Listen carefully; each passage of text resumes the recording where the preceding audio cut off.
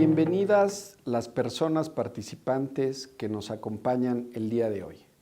Para el gobierno de la doctora Claudia Sheinbaum, el tema de las mujeres es una prioridad, razón por la cual se elevó por primera vez a rango de secretaría en el gobierno de la ciudad. Con esa perspectiva se creó el Programa de Bienestar para Mujeres en situación de violencia, donde la secretaria Ingrid Gómez nos comenta la planeación, los objetivos, la estrategia y los resultados. Destaca la implementación del programa para lograr una vida libre de violencia, el acceso a la justicia y la igualdad sustantiva, desde una perspectiva transversal e interinstitucional de gobierno. La aplicación de instrumentos como la alerta *765 y los espacios denominados lunas para prevenir los feminicidios, no solo desde la perspectiva individual, sino social o grupal a través de la red Mujeres. Este programa forma parte del taller que la Escuela de Administración Pública impulsa, pues se ha distinguido por ser una buena práctica de gobierno que se puede y debe replicar. Estamos seguros que dentro de sus municipios y sus estados existen un importante número de programas estratégicos que nos gustaría compartieran con nosotros, pues sin duda el trabajo en equipo y bien organizado siempre arrojará los mejores resultados. ¿Cómo están? Les saludo a todas y todos. Aprecio mucho la posibilidad de compartirles el trabajo que desde la Secretaría de las Mujeres de la Ciudad de México estamos haciendo en materia de igualdad sustantiva y de prevención y atención a las violencias contra las mujeres. Me gustaría iniciar agradeciendo la oportunidad a la Escuela de Administración Pública del Gobierno de la Ciudad de México para tener las facilidades de este taller de intercambio de buenas prácticas, gestión municipal y derecho al buen gobierno, al que nos han invitado a la Secretaría de las Mujeres. Como ustedes saben, cuando llegamos al gobierno de la Ciudad de México, pues nos planteamos la necesidad urgente de tener medidas políticas y estrategias que nos permitieran arribar en la construcción de una ciudad garantista de los derechos, de que además ampliara los que ya se habían venido ganando, porque la Ciudad de México tiene una tradición importante en el ejercicio de los derechos humanos de las personas, pero también que nos permitiera sumar la innovación para hacer un ejercicio de gobierno abierto, honesto y eficiente. Los principios orientadores de este gobierno, de nuestro programa 2019-2024, pues se asentaron por una parte en todo lo que tiene que ver con el gobierno abierto, transparentar no solo datos y registros, también trámites, procesos de los trámites, información en materia de seguridad y de procuración de justicia.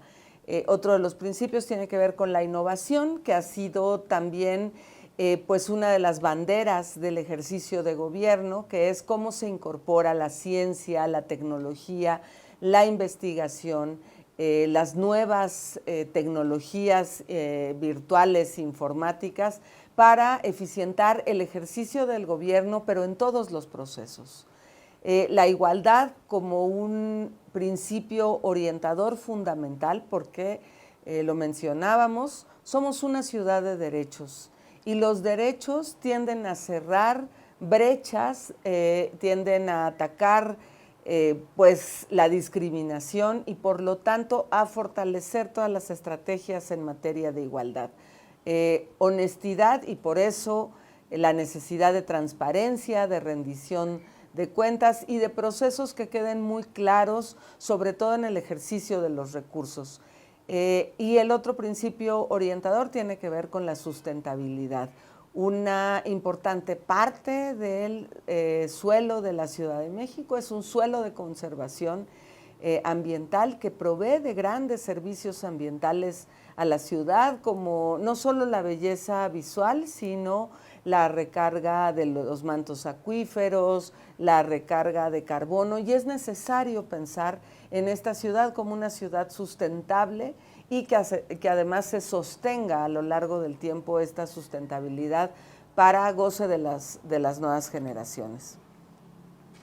Nuestro programa tiene 6 ejes rectores. La igualdad de derechos, que es sobre todo el que yo abordaré, porque ahí descansa una muy buena parte de la política que despliega la Secretaría de las Mujeres, la ciudad sustentable, más y mejor movilidad, la capital cultural, cero agresión y más seguridad, y ciencia, innovación y transparencia.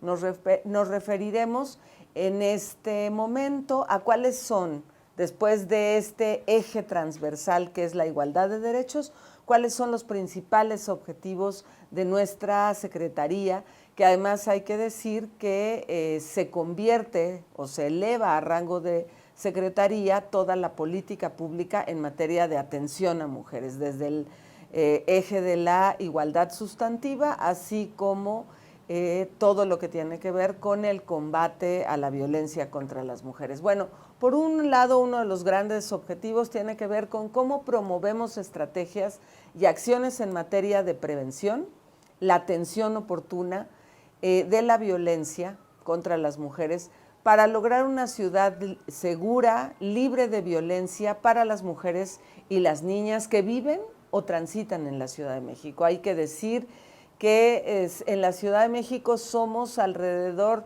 de 4.1 millones de mujeres y transitamos de población flotante alrededor de 2.5 millones. Entonces, uno de los objetivos principales que tiene la Secretaría de las Mujeres tiene que ver con cómo prevenir y atender oportunamente los casos de violencia contra las mujeres. El otro, desde luego, es formular, conducir y evaluar toda la política de igualdad sustantiva que desplieguen todas las estrategias, acciones, programas de gobierno.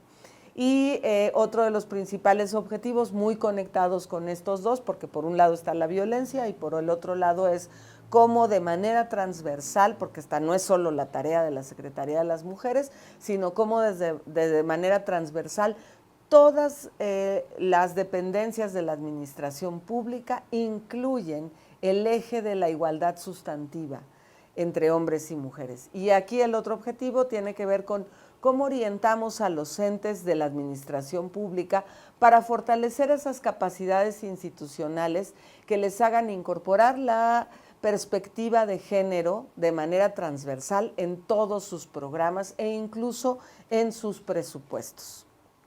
Una vez dicho cuáles son los objetivos, me gustaría abordar cuáles son las principales estrategias de la Secretaría de las Mujeres.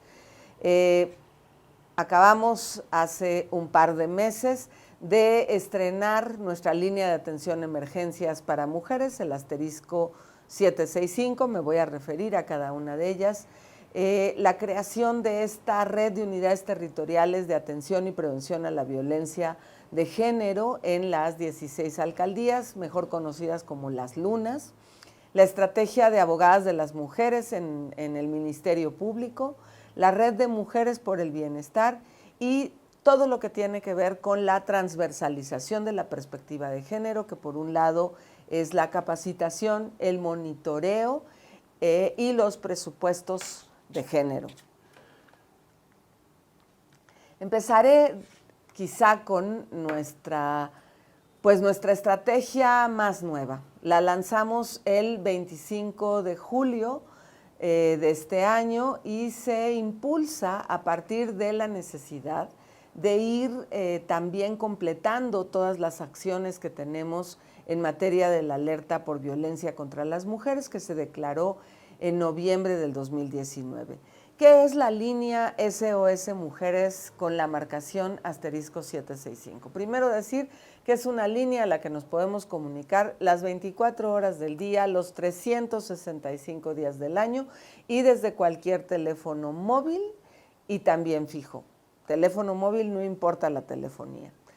Como yo les decía, operamos las 24 horas del día y hay 166 mujeres operadoras que van a contestar el teléfono cuando haya una emergencia. Estas 166 mujeres han sido capacitadas en primeros auxilios emocionales, en identificación de riesgo de violencia, tamizaje de riesgo de violencia feminicida, en estrategias como empatía, con una orientación victimal, porque estamos hablando de posibles víctimas del delito.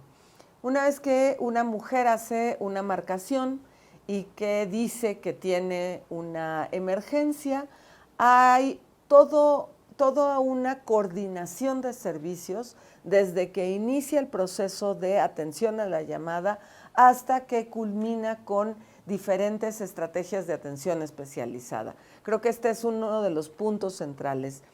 La estrategia asterisco 765 despliega un nivel de coordinación entre la Fiscalía General de Justicia, la Secretaría de Seguridad Ciudadana, la Secretaría de las Mujeres, el Centro de Comando y Control C5, la Secretaría de Salud y con yo diría que una aportación desde la parte ciudadana muy novedosa, que también es la inclusión del Consejo Ciudadano para la Seguridad y la Justicia de la Ciudad de México.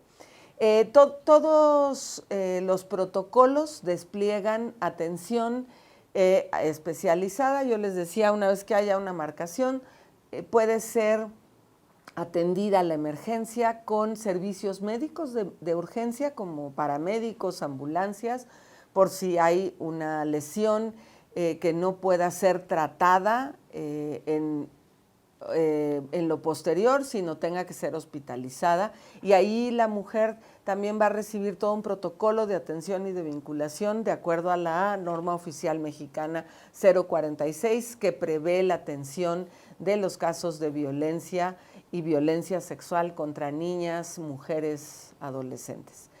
Pero si no presenta una lesión y quiere ir a hacer una denuncia, la patrulla perteneciente a la Secretaría de Seguridad Ciudadana, que son los primeros respondientes, le acompañará a hacer su denuncia. ¿A dónde? Al Ministerio Público. Y ahí, ¿a quién puede encontrar? A las abogadas de las mujeres, que la van a orientar y la van a acompañar e incluso representar. Entonces, se activan diferentes servicios de diferentes áreas que están perfectamente coordinados para brindar una atención a la emergencia de estas mujeres.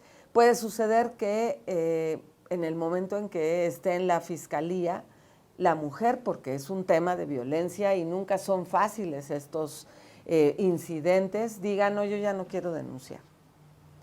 No se le presionará ni se le cuestionará, se va a respetar su decisión, pero esta mujer ya hizo una llamada de emergencia y eso nos es importante.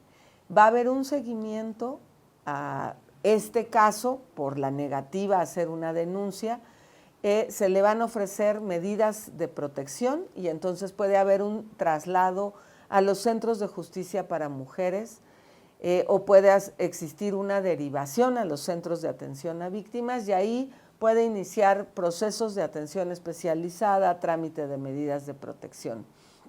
Si esta mujer no quiere nada en ese momento, se le va a hacer una llamada de seguimiento a esta atención por parte de Locatel o del Consejo Ciudadano. Y una vez que se le hace la llamada, también hay una canalización y un acompañamiento a los diferentes servicios. Otro de los aspectos importantes es que en esto que va engarzando diferentes protocolos de atención, porque hay diferentes niveles, que estamos todos coordinados, todos y todas, también hay un seguimiento a la calidad de la atención. Va a recibir esta mujer, pues a la vuelta de 5, 10 días, una llamada para ver si la atención fue lo que esperaba, si necesita algo más y si no fue lo que esperaba, hacia dónde quisiera ella dirigirse, de manera que podamos atender en todo momento la solicitud y las necesidades de esta mujer. Puede ser que no sea una llamada de emergencia y no por eso no va a dejar de contestarse en el asterisco 765 y de seguir un protocolo.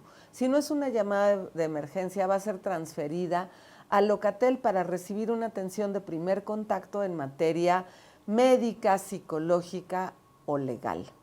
Y también será canalizada a la Secretaría de las Mujeres, a la Fiscalía, a través de los centros de justicia, etcétera.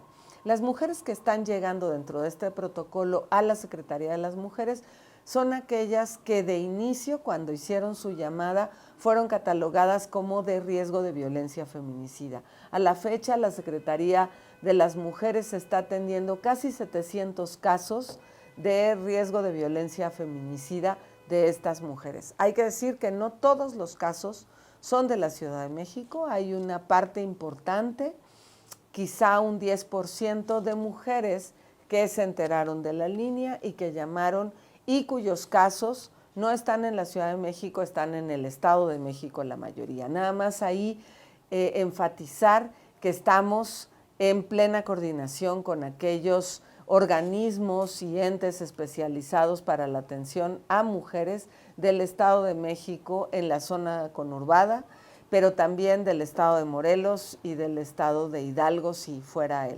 el caso.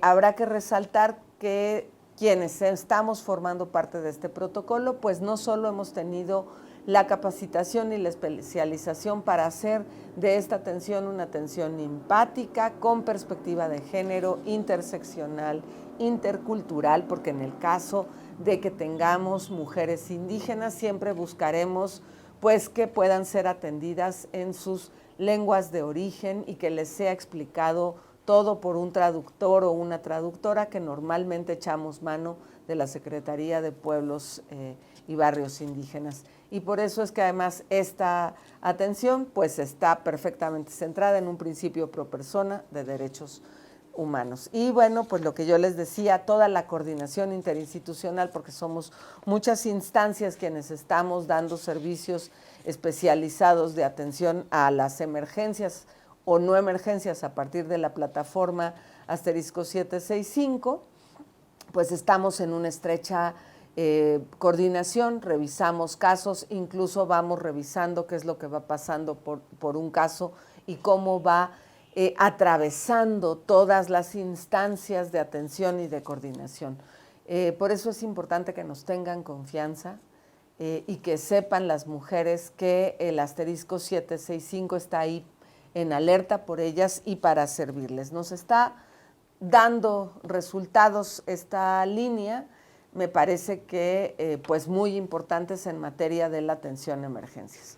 Yo les quisiera hablar de una de nuestras mejores estrategias que tiene que ver con estas unidades territoriales de atención y prevención a la violencia de género que tenemos allí en los territorios, es decir, donde están las mujeres, en las 16 alcaldías con 27 sedes.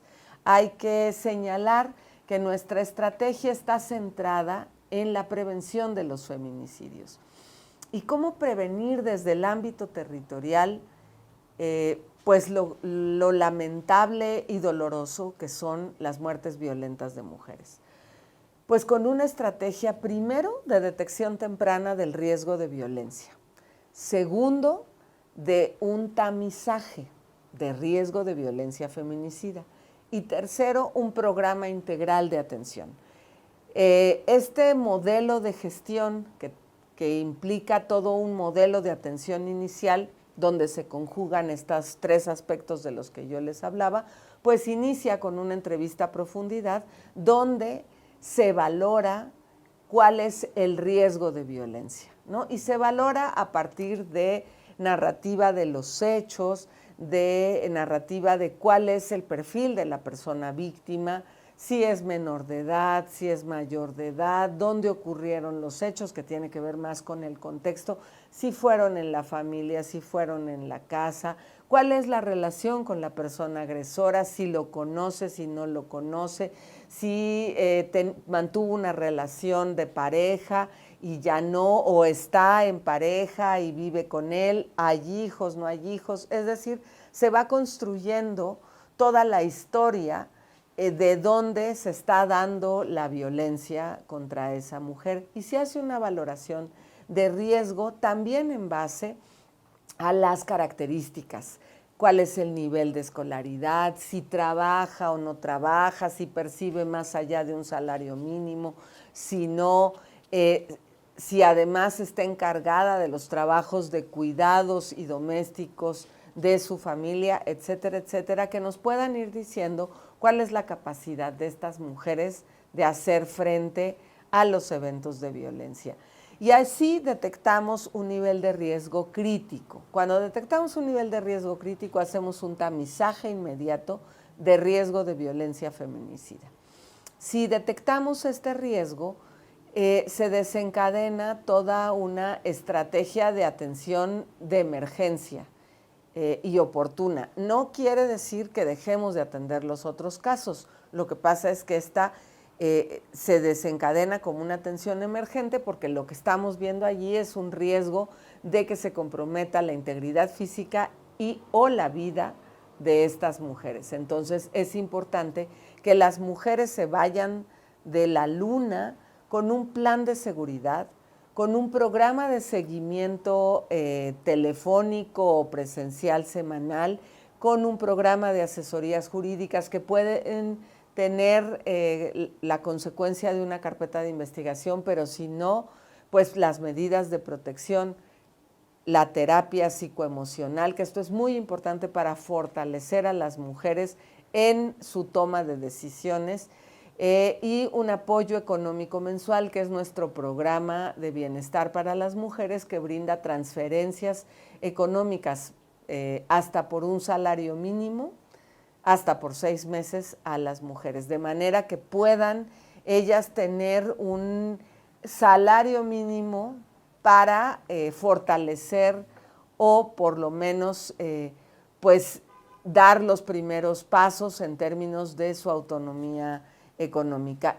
Si es el caso, pues también las mujeres tendrán que ir a un refugio, a una casa de emergencia o a un espacio de pernocta donde pueden permanecer un par de noches, en lo que desplegamos todo este plan de coordinación. También acercamos a las mujeres a los diferentes programas que tienen tanto las alcaldías como el gobierno de la ciudad. Es posible que incluso les ayudemos y les acompañemos en el trámite de sus documentos, porque muchas de ellas pues les fueron recogidos sus documentos y entonces nosotras hacemos toda una estrategia para ir tramitando de nueva cuenta todos estos documentos, o también hacemos una estrategia que tiene que ver con el seguimiento psicopedagógico de sus hijos e hijas. Hay veces que tanto los niños como las madres por el riesgo tienen que ingresar a un refugio, y es importante decirlo, tenemos personal docente,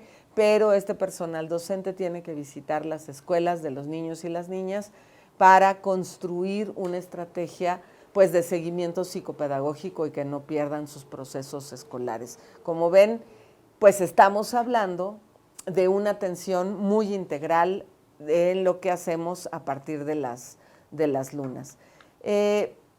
La verdad es que me gustaría dar algunos resultados, creo que los salté en la presentación, voy a regresar. Bueno, estos son nuestros resultados 2022. Hemos tenido 68,000, como dice la presentación, 68,333 atenciones especializadas, que básicamente tienen que ver con la atención jurídica, la atención psicoemocional. Hay veces que toda la atención social que va tejiendo esta red de servicios institucionales a las mujeres. Hemos identificado en toda la estrategia alrededor de 3,000 casos de riesgo de violencia feminicida, y pues al día de hoy hemos tenido una reducción en el 44.2% de los casos. Esto también es una cuestión variable, no es algo que suceda inmediatamente, tienen las mujeres que pasar un proceso. Nosotras estamos estimando que al menos 6 meses, puede tomarles un poco más de tiempo porque tiene que ver con todo un programa integral de atención para ellas. Y hemos dado el apoyo en estos años, estas transferencias a las mujeres, alrededor de 5,000 mujeres, pero en este año, 2022, es cuando más ha habido una inversión en este programa, que es el de bienestar para las mujeres en situación de violencia, y es también donde hemos tenido un apoyo de salario mínimo mensual. En este caso, hemos estado proyectando darlo al menos a 1,660 mujeres y llevamos un avance de 1,326 mujeres. Estamos ya por dictaminar la última parte o el último paquete de apoyos que tenemos a las mujeres. Las atenciones iniciales en total han sido de 332,424 a lo largo de estos 3 años. Y bueno, lo que yo les decía, hemos identificado alrededor de 3,000 casos de riesgo de violencia feminicida. La estrategia de abogadas de las mujeres nace el 8 de marzo o en el contexto del 8 de marzo del 2019 y se proponen como una estrategia para garantizar el acceso a la justicia de las mujeres que viven violencia.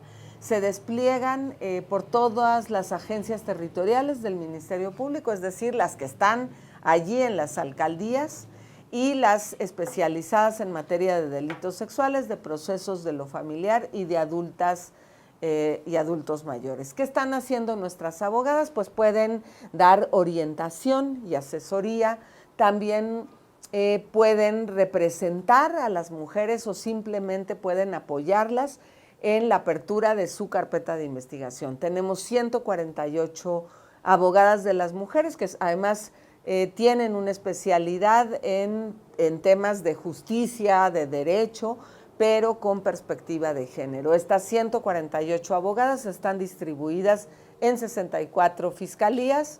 Yo les decía que pueden ser las fiscalías territoriales, el MP en las alcaldías o las especializadas como en delitos sexuales. A partir de mediados del 2019, nosotras iniciamos con una estrategia de medidas de protección, que hay también que señalar que son las medidas de protección que están garantizadas en la Ley de Acceso de las Mujeres a una Vida libre de Violencia en la Ciudad de México, también la Ley General de Acceso de las Mujeres a una Vida libre de Violencia contempla a las medidas de protección. Recordemos que son de carácter emergente, pero también son de carácter temporal, siempre y cuando no se siga manteniendo el riesgo, al menos en la Ciudad de México. Lo que nos dice la ley de acceso es que si se sigue manteniendo el riesgo, estas medidas de protección pueden extenderse. Se tramitan en diferentes ventanillas. La Secretaría de las Mujeres es una de las instancias que tramita, pero también tramitan los ministerios públicos. Casi siempre existe la duda, estas no son las del Código Nacional de Procedimientos, porque esas son las medidas que otorgan los ministerios públicos cuando se levanta una carpeta de investigación. Y a diferencia, estas medidas no requieren que se levante una carpeta de investigación, porque son medidas de protección para inhibir que se puedan cometer delitos o existan actos de violencia contra las mujeres. Algunos de los resultados que hemos tenido este año es que hemos intervenido con abogadas de las mujeres en 12,369 carpetas de investigación. A la fecha, desde que inició la estrategia, llevamos alrededor de 51,050 carpetas de investigación iniciadas y, repito, acompañamos e incluso representamos a las mujeres en la apertura de carpetas de investigación. También hemos tramitado 1,280 medidas de protección. Hay que decir que es importante tener en cuenta que estas medidas de protección en casi el 70% de los casos implican restricciones a las personas agresoras o para tener contacto o para acercarse o para mantener bienes e incluso hijos e hijas con con estas personas agresoras. Quisiera además comentar una de las grandes estrategias novedosas en materia de medidas de protección que se da a partir de la Declaratoria de Alerta de Violencia contra las Mujeres, y es una iniciativa que reforma la Ley de Acceso de las Mujeres a una Vida Libre de Violencia y que permite dictar una medida de protección que implique la desocupación total del inmueble, independientemente de quién sea la persona que paga la renta o la persona que es dueña. Tiene que desocuparlo la persona agresora. Y esto no crea perjuicios sobre las víctimas o sobre los hijos e hijas. Esta medida de protección que nosotras acá en la Ciudad de México le llamamos el agresor sale de casa, nos decía el tribunal, que es quien otorga las medidas de protección, que tenemos alrededor de 1,000 medidas de protección con el agresor se va de casa, y en el caso de nosotras hemos tramitado y conseguido 163 medidas de protección. Estos son los números de 2022. En el total de la estrategia son los números que ya les daba yo. Creemos que la prevención es un eje fundamental, no solo para poder inhibir conductas violentas, sino también para plantearnos una transformación cultural. La prevención de la violencia, de la discriminación y de las desigualdades apunta sobre todo a hacer una transformación de roles y de patrones culturales que tienen mandatos de género desiguales y discriminatorios para las mujeres. Uno de nuestras tareas tiene que ver cómo vamos previniendo las violencias en el ámbito comunitario. Creemos que es el ámbito comunitario el que permite también dictar pues una serie de cambios y de transformaciones que se van a ver también reflejados en los ámbitos domésticos. Muchas veces es más fácil la intervención en los ámbitos comunitarios, donde se va generando pues procesos de solidaridad, de participación, de identidad, de agencia, de protagonismo, que pueden ser traducidos y replicados también en los ámbitos domésticos. Por eso es que a partir de 2019 también hemos generado diversas ediciones de la estrategia de la Red de Mujeres por el Bienestar.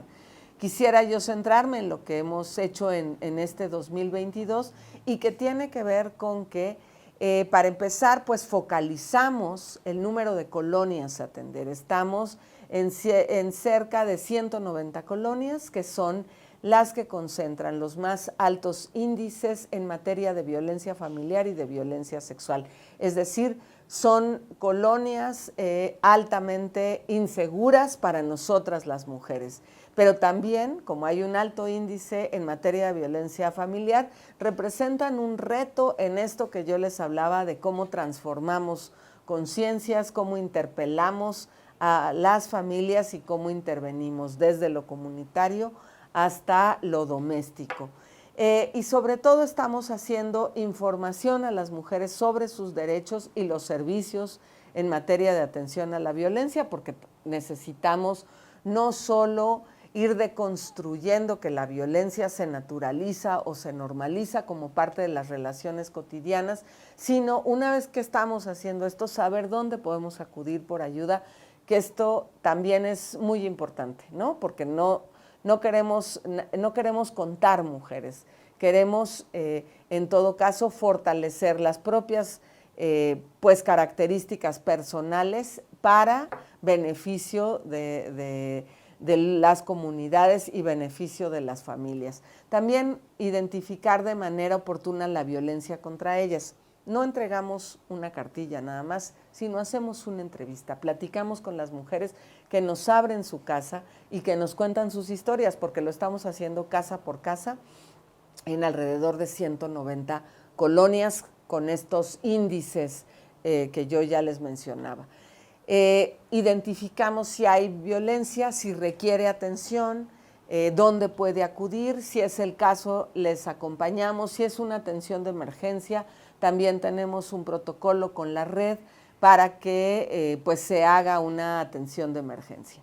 Y la otra que me parece que es también fundamental tiene que ver con cómo vamos promoviendo en las comunidades este ejercicio pleno de los derechos de las mujeres, su agencia, sus protagonismos, sus liderazgos a partir de la conformación de núcleos solidarios. ¿Y qué son los núcleos solidarios? Pues son mujeres que participan, que se reúnen, que deciden, que organizan y que van acompañadas por esta red de mujeres. Es decir, vamos tejiendo esta red primero con un tendido más institucional y luego hacia abajo, de manera que pues podamos ponerlas en contacto con diversas estrategias culturales, laborales, económicas, de salud, y que puedan tener siempre este contacto en el territorio. Nuestra red de Mujeres por el Bienestar también está basada en ejercicios de las redes de mujeres,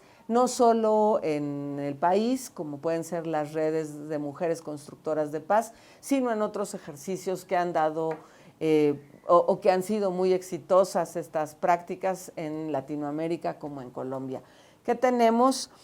En 2022, 149,221 visitas casa por casa, pero en total hemos hecho casi 400,000 visitas casa por casa. Hemos detectado en toda la estrategia, no solo en 2022, más de 3,000 casos, y tenemos alrededor de 300 núcleos con este número más o menos de personas que se han interesado en ellos. 300 núcleos solidarios que están trabajando y que están tejiendo acciones y que están fortaleciendo el protagonismo de las mujeres en sus territorios, pues alrededor de estrategias comunitarias de participación que sobre todo tienen que ver con la incidencia de una ciudad segura. Y creo que lo hemos dicho en diferentes niveles de gobierno, las mujeres no queremos, cuando hablamos de seguridad para nosotras, no hablamos de violencia, hablamos de cómo ir construyendo estrategias de paz, que creo que esto también es importante en mirar la seguridad, no solo como la ausencia de violencia, sino como la estrategia para la construcción de paz. Otra de nuestras estrategias, que yo diría que lo empaquetemos en todo lo que tiene que ver con cómo vamos fortaleciendo a los entes y a nosotras mismas en nuestras capacidades en la transversalización de la perspectiva de género. Bueno, una de nuestras estrategias fundamentales tiene que ver con la capacitación. A partir de nuestro programa de capacitación, que pues fomenta procesos educativos, formativos y de capacitación en derechos humanos, en perspectiva de género y en cómo fortalecer desde nuestros propios ejercicios y particulares ejercicios, no los de la Secretaría de las Mujeres, los de la Secretaría de Seguridad Ciudadana, los de la Secretaría de Movilidad, cómo vamos fortaleciendo la autonomía de las mujeres, es decir, el ejercicio pleno de sus derechos. Nuestros ejes temáticos son 3 grandes ejes: género y derechos humanos, todo lo que tiene que ver con prevención y atención a la violencia contra las mujeres. ¿Y por qué? Porque uno de los grandes obstáculos para que las mujeres alcancemos nuestra autonomía plena, que tiene que ver con el alcance de nuestra autonomía física, es que todavía vivimos situaciones de violencia y todavía pues nos matan, como dicen las colectivas feministas, pero sobre todo hay muertes violentas de mujeres que están vinculadas al hecho nada más de ser mujeres, es decir, hay feminicidios. Entonces aquí el desafío es importante y por eso es que hay todo un eje en materia de formación, de capacitación y de sensibilización que tiene que ver en cómo prevenir la violencia contra las mujeres. Creo que la prevención es una de las grandes tareas que tenemos que hacer y que cruza transversalmente la prevención primaria, es decir, cómo hacemos para transformar estereotipos y roles de género que no vean la violencia contra las mujeres como la cosa más natural y más normal y que no pasa nada si se ejerce, sino al contrario, ver que eso ni está bien ni es normal. la prevención en materia de atención para que la violencia no escale, sino que haya todo un proceso de alertamiento temprano, y en el acceso a la justicia para la garantía de reparación del daño a las víctimas y de la no repetición. Creo que esta es también una de las cosas que más les importa a las víctimas cuando estamos hablando del acceso a la justicia, que nunca más tengan que pasar por un evento así. Entonces, bueno, la prevención se despliega a partir de este eje que tiene que ver con la prevención y atención a la violencia contra las mujeres. Y la parte de transversalidad de la perspectiva de género, para presupuestar, para atender, para generar política pública, que todas las políticas públicas tengan, somos una ciudad de innovación y derechos, tengan el eje de la igualdad como un eje sustancial. Y ahí tenemos que transversalizar la perspectiva de género. No podemos ver nada más la igualdad en el derecho, que la tenemos porque existe el cuarto constitucional, sino además qué acciones, porque todavía prevalecen brechas o zanjas que nos hacen diferentes a hombres y mujeres, qué acciones desde la política pública en materia de transporte, en materia de seguridad, en materia de empleo, en materia de acceso al desarrollo económico, a la educación, etcétera, etcétera,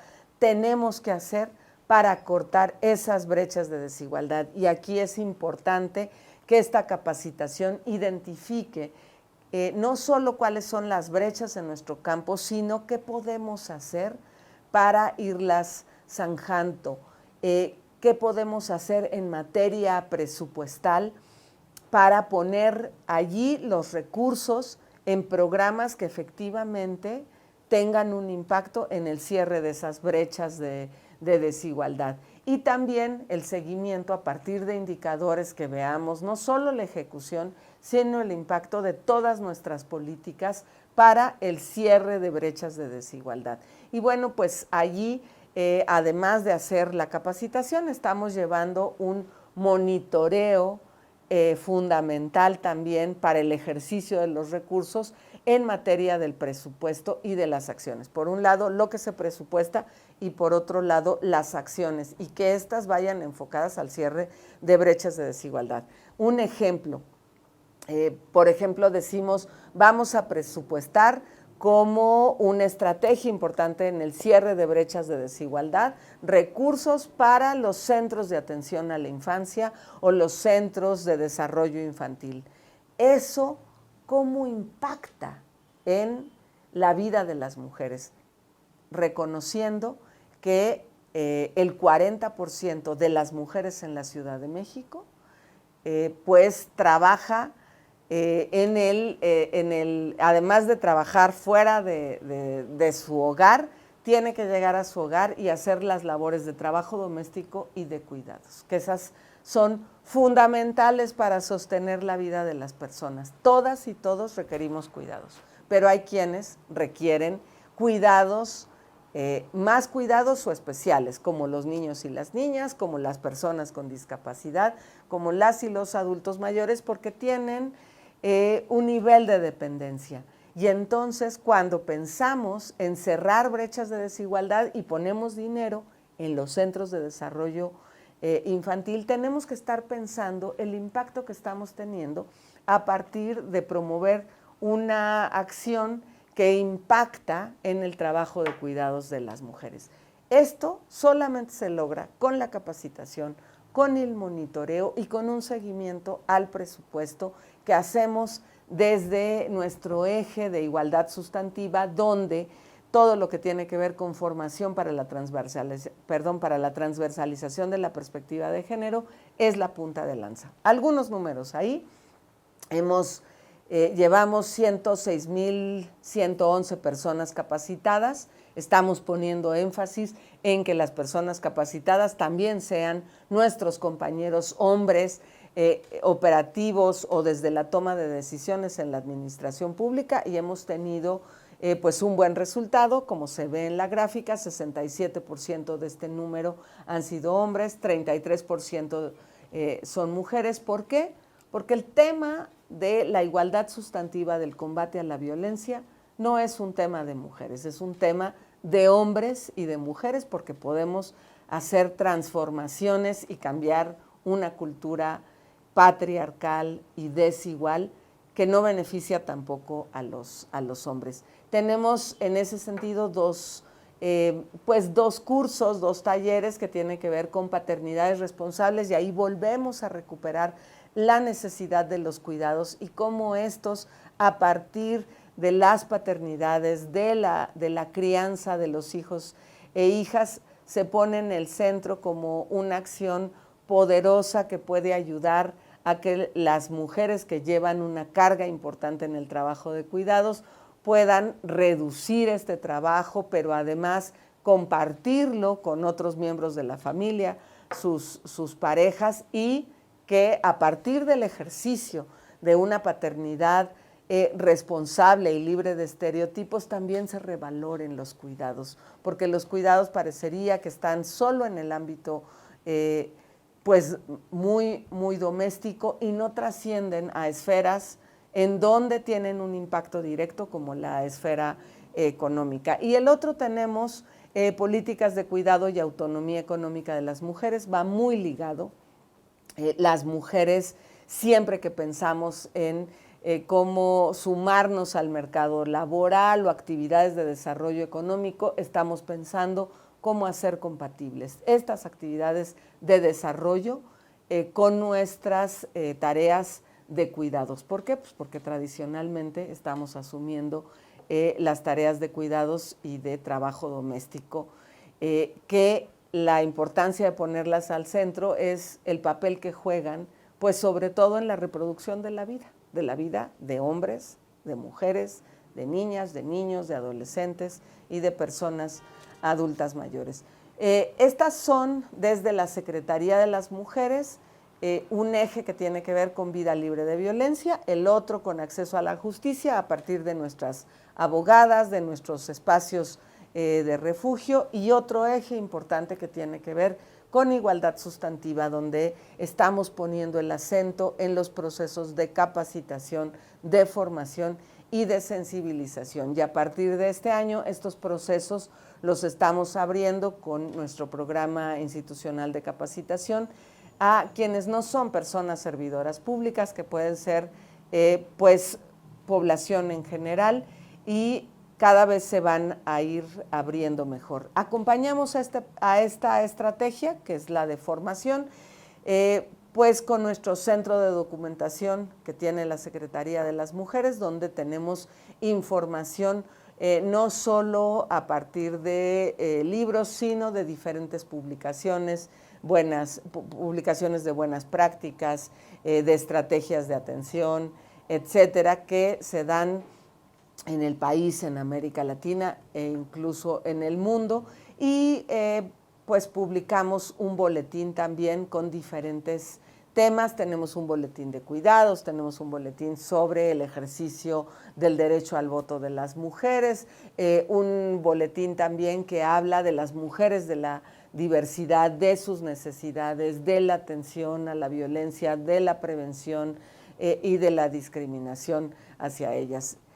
Con esto nosotras completamos toda esta estrategia en materia de vida libre de violencia, acceso a la justicia y igualdad sustantiva de las mujeres. Pues espero que esta charla haya sido pues inquietante, por lo menos les inquiete a seguir pues teniendo noticias de lo que está haciendo la Secretaría de las Mujeres, cuáles son las estrategias que encabezamos y que estamos además desplegando por todo el territorio de la Ciudad de México. Muchas gracias a todas y todos.